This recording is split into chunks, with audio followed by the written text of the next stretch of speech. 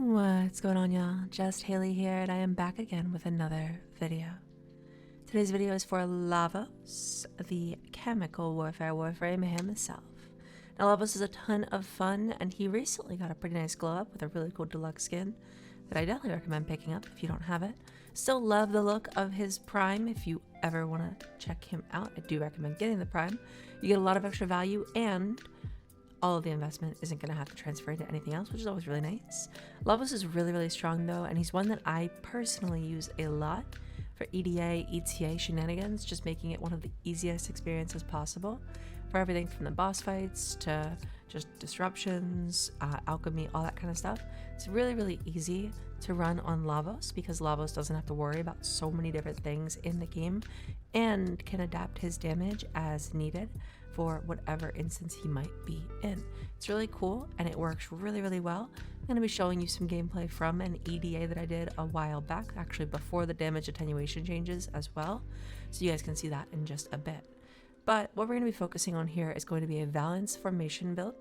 Keep in mind, Vallis formation scales off of duration, so we'll want a little bit of duration to make sure that that Vallis formation buff stays up and we can keep the damage buff always running.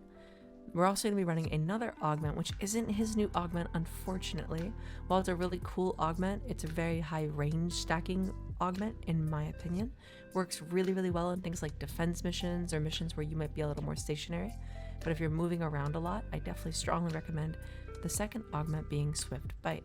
I'll get into those builds in just a minute. The first thing that you guys know I like to start off with is subsumes, but before I do that, let me just say that if you guys like the video, please remember to like, comment, subscribe, all that stuff. It helps me out a ton. And without further ado, subsumes. So going over subsumes, the first thing I want to mention is that you don't actually need to subsume anything on Lavos if you don't want to. That's absolutely fine. Vial Rush is what I typically recommend to subsume off if you're going to subsume anything, because although you lose Blast and you lose Viral, the big thing that you get to keep is you get to keep your Toxin, you get to keep your Heat, and your Electric. As standalone elements, all of those are very powerful, and they're going to allow you to do a lot of fun things with both influence and whatever weapons you choose to be shooting around if you're using any kind of guns. Now what that ends up meaning is that I personally choose to take off Vial Rush for Roar, but there is a cooldown to Roar, which means you don't have permanent uptime or anything like that. And with that in mind, although I am getting some decent status damage buffs, which is nice, honestly, there's a few other options you could run if you wanted to. Those include things like Condemn. That's going to be more for a shield tanking build. It works really well, but it's not the way I like to play for my Lavos. It's a little too in-depth and kind of moment to moment on the gameplay. So not my cup of tea, but an option. Phantomize is actually pretty good. You're getting the armor strip. You're getting a nice duration ability, which is pretty cool, so the cooldown doesn't matter too much. And the slow is also pretty nice on certain targets, so that's really cool. Umamori is a great option if you're just looking for more survivability. Maybe you don't feel quite survivable enough with a build like this. Honestly, you should, but if you are doing more like level cap or like higher end content, then Umamori is going to be a great option. The other one for survivability would be Silence. Silence is going to be pretty cool here because Silence is going to shut down those Eximus. It's going to make things like Jade Lights not matter, and it's even going to prevent abilities from things like Blitz Eximus, which tends to be one of the few things that can really do anything to you as missions go on. The other thing that you might have to worry about is Bombards, and Silence obviously isn't going to help for those, but that can be more of just a pay a little bit more attention and you're going to be fine, especially with Silence causing an SCC, and we're using the appropriate amount of range for Silence. I know that I recommend Silence a lot, but it's because it is so strong in everything you would want it to do. It's also going to be great for things like EDA and ETA, so keep that in mind. Again, it's just such a good ability and it works really well here if you want to slot it in. In the end, I went with a more aggressive option in Roar, and a lot of that is actually because I really like the pet synergies that Roar provides. Roar is going to allow you to make sure that your pet is doing tons of damage. In the gameplay that we're seeing here, I'm actually using a mecha pet set, and that was causing really cool AoE floor clearing, just all the enemies dying, chain reactions, which was a lot of fun. Now, again, if you don't care about that kind of stuff, maybe you don't like the pet builds quite as much as I do. I know that I tend to slot into pet builds pretty often, personally. That's a just personal preference kind of thing. However, If you don't like that, silence is really, really good, and it's definitely my number 2 recommendation. From there, you go into the Ephenomize, the Omamori, stuff like that. Now, the first build I'm going to be showing you guys is actually a variation from the build that is in the gameplay. This one does not use the mecha set. We're using Growing Power and Swift Bite instead. Swift Bite gives a little bit more range on that Ophidian Bite. That Ophidian Bite's going to feel really good on this build because we're getting a nice heal out of it. Really solid heal, 17.5 meters is also a really solid coverage. And we get our abilities back a little bit faster. That's going to feel really good for things like Roar, making sure we can try to keep permanent uptime on it. If we can keep permanent uptime, that 60% damage that we are getting out of it is really, really nice and definitely worth going for. We're also going to be able to get back things like Catalyze a little bit faster to prime up really, really big element procs on enemies in a massive AoE, which is very strong. Doing that more consistently is obviously a benefit. I'm also going a triple Umbra build. Now I know that you could theoretically go for Arcane Vitality, double up on those heat procs. That is nice, but with how we're running this, I wanted to maximize the health as much as I could, as well as get us enough armor to really be able to tank without having to think about it. Grace comes in to help get about a 202 health per second heal. 9% chance to trigger whenever you take damage. It's very, very nice and very consistent. Blessing keeps our health up so that we can keep that health regenerating at that 200 mark once we're up to that 3400 health. Pretty cool. Adaptation gives us even more tankiness, allowing us to cull some of the damage that we might take, which is pretty cool. Stretch gives us just a little bit more range. It's going to feel really good. Archon Continuity, no reason not to use it. We have the space for it, so we might as well. Just whenever we proc a Toxin proc, we're going to proc that Corrosive instead, or in addition to, I suppose. And what that means is we're just going to prime more elements. That's pretty nice. Power Drift, I like Power Drift. I think it's really nice, but if you ever get knocked down, you could always instead just go for something like Prime Sure-Footed. That's going to be an option for you. For your aura, again, I like Growing Power, but if you want to slot in something like Summoner's Wrath and go for that really nice pet build, you could do that. And again, if you don't like the Swift Bite, you could instead go for something like the Mecha Pulse. It's going to feel really good there too. Another thing you can do to open up a little bit more options for this build is swap out the Swift Bite for Nira's Hatred. And I know that seems like maybe a weird mod for some people, but it's actually going to give you a slam buff, which is pretty cool. If you're using a weapon like the Mire, I was actually able to get 220 kills per minute with a slam build Lavos before the slam nerfs and stuff, but all you would have to do is just a bit more management of that, with making sure that you're kind of bullet jumping into the air a little bit more consistently than I was. This wasn't a spam slam. This was slam and then it was clearing the entire room pretty much with one slam. That's pretty cool. It still does work. It's not quite 220, it's more like 180, but it's still pretty solid, obviously. Now, that's going to be an extra bit of duration as well, which is pretty cool, especially again with something like the Mire, getting those forced gas.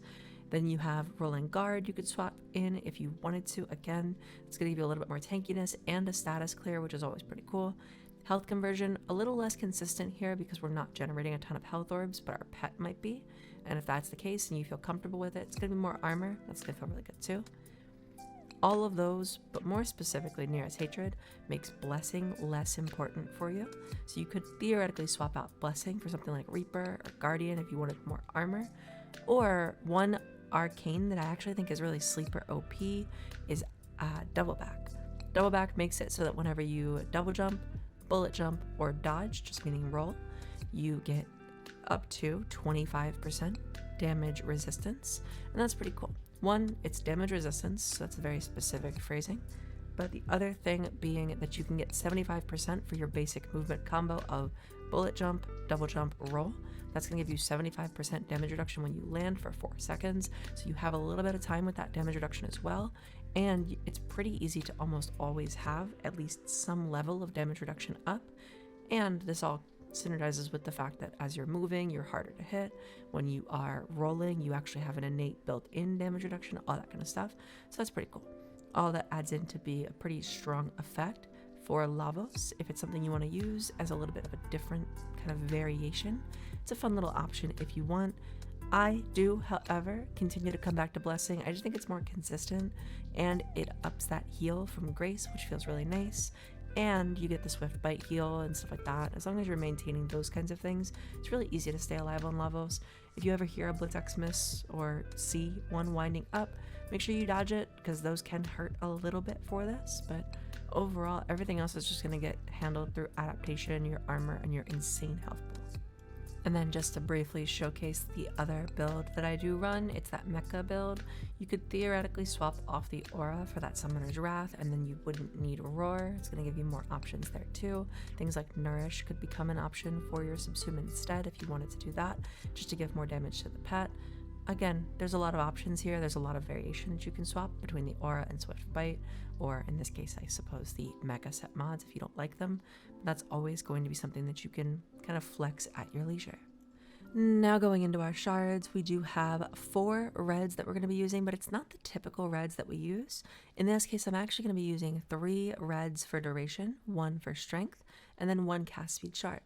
If you don't care for the extra cast speed, then you can swap that out for health or armor. Those are going to be fine. You could even go more strength or more duration if you want to. Duration is so that we can get to that 200% mark, because 200% is going to be the magic number, at least in my opinion, to make sure that balance formation feels really good, as well as it's buffing your status duration. Both of those feel really good, especially when you're amping up your status damage through your melees and stuff like that. It's pretty cool. Now, when you add in the extra strength, you're making sure that your numbers are still going to be decent, but if you're dropping Roar, maybe you don't want to run Roar, you don't necessarily need as much strength, so the strength shard becomes very optional, up to you. Again, if you wanted to do something like 2 health shards, you could then very easily swap off of the blessing and go more freely into the other arcanes, or you could swap into some armor and then maybe go for something like Reaper to give yourself even more armor on top of that. Up to you.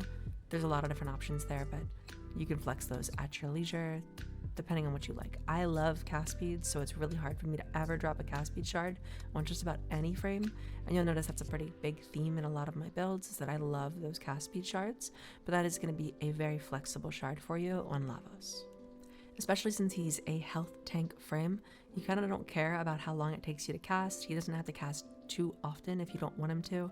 Swift Bite every now and then, you want to make sure that a Viridian Bite comes out to heal. Every now and then you want to make sure the Transmutation Probe comes out to reset your cooldowns. Every now and then throw out a Catalyze to prime some heat, prime some toxin, gas, whatever you want to do. It's all really nice. Whatever statuses you are priming are going to be spread via your mecha set. So this is what I'm running on my Pharaoh Predacyte. We're going with that anabolic pollination to make sure that we're getting the extra toxin. It's pretty cool. It's pretty nice. We're also going with Momentous Bond. It's pretty standard. Prime Pack Leader, helping it survive. Hunt of Recovery, so we can get even more healing back. It's pretty cool. Link Vitality, we have a lot of health, so that makes sense. Tandem Bond keeps our combo going and increases their damage. Both of those are really nice. Contagious Bond, so things spread. Mecha Recharge, we need our mecha set. Synth Deconstruct to create more orbs, and then Fetch. Obviously, we want to make sure that we're picking up loot. Going into the claws are pretty simple too. They're going to be doing a really basic assassin posture, making sure we hit those enemies with overguard. That's going to be nice because we are using magnetic claws. So when that overguard drops, we're going to get that extra really nice electric proc. Going with burning claws for the extra stacking, so it stacks a little bit better. In the gameplay, I was using shocking. Burning is going to spread better. Make sure you do that. Bite is really nice. You're going to get a really nice crit damage, crit chance bonus, especially with precision conditioning, so keep that in mind. Immunity resistance is going to help with your status damage and all that kind of stuff, and everything else just kind of goes together. It's very, very simple, very standard. This is pretty much the same claws build that I've been using for a really long time, and it does work very well on pretty much any mecha set that you're trying to run. So definitely what I recommend. Now for the weapon, honestly, we're using the dual ichor. Is it one of the best melees in the game? Yeah. Do I get to use it very often? No, because it's a little too good. For this, we have a Riven that is crit chance, crit damage, and the evolutions are going to be the attack speed, range, and status chance evolutions. Overall, this is my favorite way to run the dual ichor. It's very strong. If you instead want to swap in something like a faction mod, you could take out Galvanized Elementalists to do that. We're already well and above where we need to be for our status chance from making melee influence work, but this is what I like to run. I think it's really fun, and I think it's very, very strong. Now, I mentioned that this is one of my go-tos for EDA and ETA. This is my, I have Lavos. It's a very simple week this week for me. And that's because, honestly, Lavos is going to make just about any weapon slap, because you're adding so much damage with that balance formation, adding in Roar as well, your pets, all that kind of stuff. It's going to do crazy, crazy damage. That's really cool. The big thing, though, is actually that you just don't care about almost anything. So with my EDA, the week of the recording, I actually decided to use Lavos as my flex so that I could demonstrate the build. So we're just using a Lavos with the Hema, the Icarius, and the Stropha. I don't actually have a build really on the Stropha. The Icarius I hadn't built up yet, and the Hema was just kind of whatever I had thrown together for the Hema at the time. So with all of that in mind, we're getting the abbreviated abilities, so less duration, less status duration benefit. Secondary wounds, we're getting the Flamecare Syndrome, the ability overload. And honestly, it's so easy to stay alive on Lavos that none of this really matters. It's very, very simple. We essentially combine a massive health pool with a solid amount of armor and a really nice heal per second, and all that's going to work together to make a very, very, very easy option for us. Now, I personally think this is one of the better options for EDA ETA. You hardly ever take damage. You can stand in the Vampiric Luminous and not care because they're just going to end up proccing your Grace, and you're not going to care. You don't drain energy there. It's pretty cool too. So that's always really nice. On no mission are you ever going to feel super stressed with a build like this. The guaranteed and the easy status priming is really nice. You're going to get more benefit out of things like melee influence, which I'm not using on the Stropha either. So even with that, it was just such an easy build and an easy option for EDA ETA, one that I strongly recommend. And that's why I kind of decided to throw this together. The gameplay was all put together a while back, and I just wasn't sure that I was ready to release it until I started going through it more recently on some EDA after a few different updates on stream.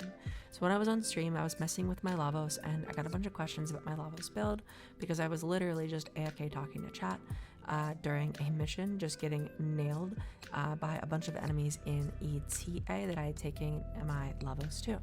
Now that was interesting because Lavos is just so tanky without having to try that you don't really need to pay attention. It's very, very simple to do, and it's very easy to just stay alive without really having to put in any effort.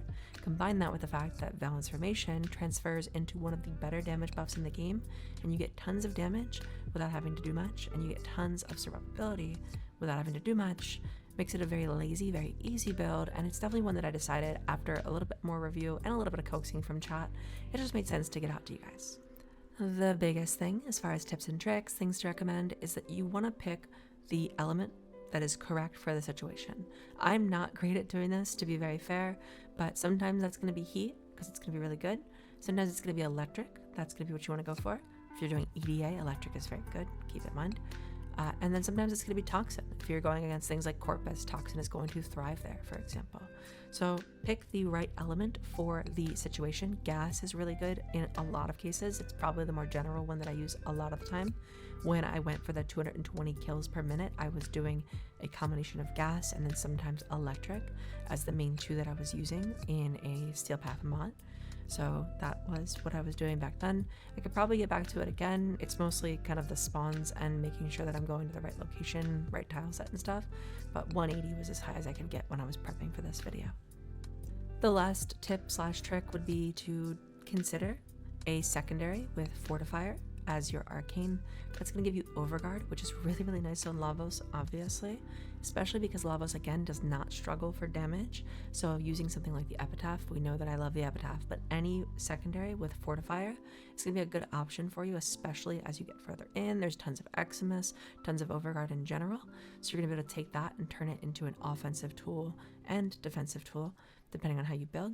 Because when that Overguard does pop, it turns into, again, more status spread and all that kind of stuff. So that's pretty cool too. Keep that in mind. It's a really easy way that I didn't use in this video to stay alive if you want to, but it is something that you can do if you so choose, and it is very strong. Just making sure that you upkeep that Overguard with a little bit of active gameplay. When you see an Eximus, make sure you just kind of tag them with a secondary first. It's pretty easy. Now that is optional. It's not needed, but it is going to enhance your survivability even further so you can take the builds and just take them a little bit further, a little bit longer into your missions. Now that does bring us to the end of this video. If you liked it, remember to like, comment, subscribe, all that kind of stuff. If you want to be a part of the process as we test and put together new builds for the eventual release on YouTube, check out a stream Thursday through Sunday, 3 o'clock p.m. Pacific. You can also check out the Discord. Discord is discord.gg/JustHaley. It's me. Hi, I'm Just Haley. You're just amazing, and remember that until next time, I love your faces. Bye.